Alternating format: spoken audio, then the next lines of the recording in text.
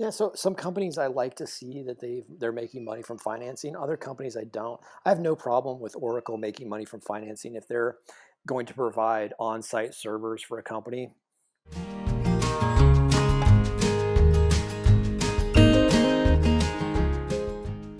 Hi, welcome to the Red to Black podcast. Here, you will learn how to invest in highly profitable private businesses to create abundant financial freedom. If this topic interests you, we invite you to subscribe to our channel.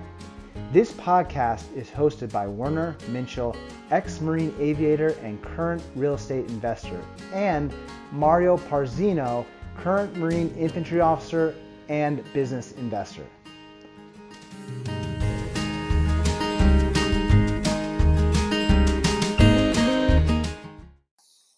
Okay, great. So cash flow from financing, that's where a business basically goes out into the market to look for money to support the business. So let's say a business like Oracle, hey, let's say interest rates are really low like they are now, and I know they've done this. They go out and they borrow money because they know they can pay that money back with their current cash accounts. So they're like, hey, this is almost essentially free money. We have a great balance sheet. Let's get some of this free money and buy some other assets or do some stuff with it, and we'll hold under our cash and we'll flip that and we'll make a spread off that next investment. That's one way you can raise money. You can raise it through the stock market.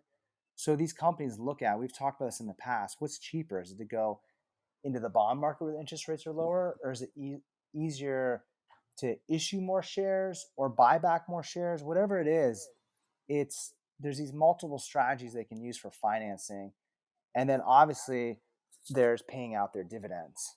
So there's multiple different things that these companies like Oracle can do to basically support their business, and those are just a few. What are your thoughts? Yeah, so some companies I like to see that they're making money from financing. Other companies I don't. I have no problem with Oracle making money from financing if they're going to provide on-site servers for a company and they're going to finance. They say if you buy our servers, if we set up, we do your whole system, we set it up, we'll finance it at 3%. If you go out to banks, they're going to charge you 7 to 10%. We'll charge you 3%, and that's going to show up on their income statement as cash from, or a cash flow statement, cash from financing. It doesn't bother me.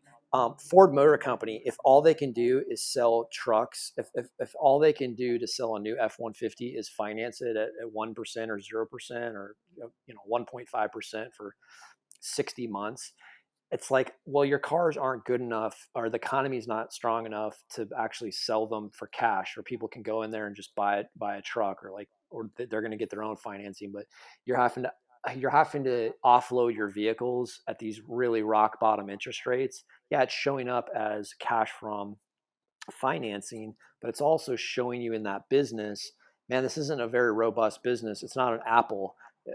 It's not something where people are just going out and buying the product because they're passionate about the product or they really connect with it. It's a wonderful, or it's just like Oracle. It's just they need it. They want that security and that service. What I'm a little leery if Tesla's making a bunch of money off of financing Teslas, because you're like, man, people, you're having to incentivize people so strongly to buy this car. Is it really that great of a car? So different companies, it's okay in some industries to see some profit from cash from financing. Other companies, or industries, I'm a little leery when they're getting a huge return. They're making a ton of money off of financing. Thoughts on that, Warner? Yeah, two thoughts. That what that's telling us, what you just described, is the underlying business actually generating cash. Because the financing is kind of like, for a business like Oracle, maybe it's like an afterthought. I mean, maybe that's watering it down too much, but it's really like, if they didn't finance anything, they would be fine.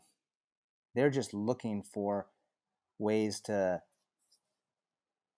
basically either repurchase common stock or proceeds from issuance of common stock or paying out dividends. They're looking for different ways to use their cash, That's right. build more cash, but it's not their, as you were saying, it's not their primary goal. The primary goal should be the cash flow from operations. You're operating a business, and That's this is right. where we get into these gimmicks. Whether you're investing in a public business which you have information for, or you're building your own private business, always look at return on invested capital, cash flow margin. Those two things will tell you a ton. Those are the most important things in a business. I mean, at its core, business is so simple. I put in $100. What do I get back? It's no more simpler than that. It's just, I mean, just drill it down. As ex-Marines, drill it down to a private first class level. How much do I put in? How much do I get back? If that's not working properly, and now you're going to do these gimmicks where you're like, oh, I'm gonna get revenue by giving you this car. And look at car companies. It started at 3 years, now it's 5 years, now it's 7 years. I don't know if it's going higher, but the financing just keeps extending because the cars get more expensive. And to get people to buy these cars, it's like this gimmick. Hey, I'll give That's you right. financing to buy it. Well, why can't you just sell the car for cash and then reap the rewards? Because they can't, because of their business model. It's gotten so expensive. Now they're getting into these financial gimmicks to get that product. And I haven't looked at Ford's income statement or balance sheet. I'm not sure what their margins are. It's just always go back to it's a business. What's the operating margin? Look at that. That's your core thing. When this business operates, what does it return? Cash flow from investing, cash flow from financing is when you have a healthy business. It's that excess cash. What are you doing with it? Or if you're going to the debt markets, okay, I can raise cash cheap. That'll help me out and I can keep cash in my coffers. If it's non-recourse, even better. Then if something goes awry, maybe I write it off. The point is it's Mario and I keep repeating this over and over again because it's so easy to get caught in the flashy things going on around you, the That's right. appreciation, this business is so great, like Tesla, and people are packed into Tesla. It's like, do you even know what the operating margin of that business is? Like, what if you didn't have all this free money? I'm going on a little rant here. Free money from the markets. What are you gonna? What would you really invest in that business? Probably not. It And has about a 3.5% operating margin, and it's trading at 1,000 times earnings. So it would take you, if nothing improved in the business, it would take you 1,000 years, and that's net income. That's not operating income, but it would take you roughly 1,000 years to get paid back if nothing improved in the business. It's such a gamble, and people aren't investing in it based on the operating income or free cash flow margin. They're investing based on appreciation. They're trying to guess that somebody else will think it's more valuable next week, next month, next year. It's just an appreciation hustle, and they don't pay dividends, so it doesn't pay. Again, it violates our first rule. It doesn't pay you to own it, so why own it? Well, because you're gambling. People are speculating on. Hopefully, it's worth more next year. It's just appreciation. It's an appreciation speculation. yeah, so what we're talking about is the difference between performance and gambling. Gambling is determining probabilities. Performance is looking at the past and looking at the performance of the business, and it's also an assumption. I mean, everything's assumption. Nothing's perfect, right?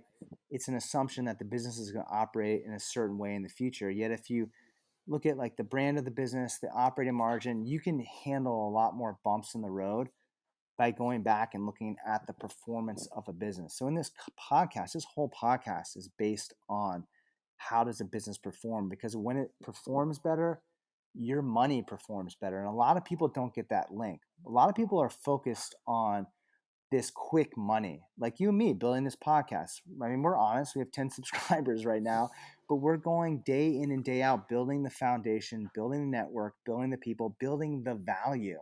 And people, because of how minds are set up, people, it's so easy for people to get caught in emotion and behavior and get tricked by these financial statements, which can be intense and deep. And or even if they're looking at a private business, they're tricked by the guy telling them, "Oh, we make this amount." But if you knew how that business operated, you could catch the guy in these little white lies, or the gal whoever's selling you the business. So it always goes back to revenue and expenses. It's really simple. Just your simplest bit, Christmas tree. How much does it cost? How much do I sell for? At the end of those 4 months, what do I make? How much do I put in? That's it. If you know that about most businesses and you can verify that, in fact, you will do very well, and you pick 35% operating margin businesses that actually pay you to own them, or you invest in those businesses and then you get a return on your money because of the cash flows coming in, you scale them, you will do extremely well in your life. Absolutely, Warner. There's a much higher probability that you'll do well right now today. If you bought Oracle, you do a lot better than spending 1,000 years on worth of current net income on the price of Tesla. It's a real gamble, and it's flashy. Everyone's excited to see what Elon Musk can do with technology. Again, it's a wonderful story. I'm glad he's an American now, and he's working in California and Texas, and he's gonna do wonderful things. But as far as an investment, I'd say that's way further along the speculation line than pushing some money towards Oracle, especially in a down market. If we experience some sort of contraction in price or values, Oracle's going to look real good, and it's going to be bad for those people that bought into Tesla at these multiples. It's going to be you're gonna have to hold that for a long time. Potentially never comes back, but it's going to be a long run to get your money back out of that company.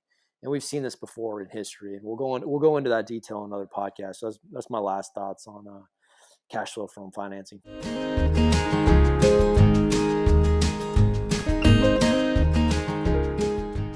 Thank you for listening to the Red to Black podcast. We really appreciate you taking time out of your day to listen to our podcast. If you would like to connect with us in the future, you can find us on LinkedIn. Simply search for Werner Minchell or Mario Parzino. Also, you can find a link to our LinkedIn profiles in the profile section of the podcast. Thank you again for listening, and we look forward to connecting with you in the future.